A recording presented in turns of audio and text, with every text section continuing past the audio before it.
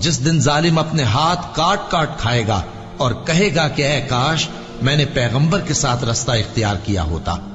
ہائے شامت کاش میں نے فلاں شخص کو دوست نہ بنایا ہوتا، اس نے مجھ کو کتاب نصیحت کے میرے پاس آنے کے بعد بہکا دیا۔ اور شیطان انسان کو وقت پر دغا دینے والا ہے۔ یوں نہیں، جب زمین کوٹ کوٹ کر برابر کر دی جائے گی اور تمہارا پروردگار جلوہ فرما ہوگا اور فرشتے قطار در قطار آ جائیں گے اور دوزخ اس دن سامنے لائی جائے گی، تو انسان اس دن سوچے گا، مگر اب سوچنے سے اسے فائدہ کہاں مل سکے گا؟ کہے گا کاش میں نے اپنی اس زندگی کے لیے کچھ آگے بھیجا ہوتا،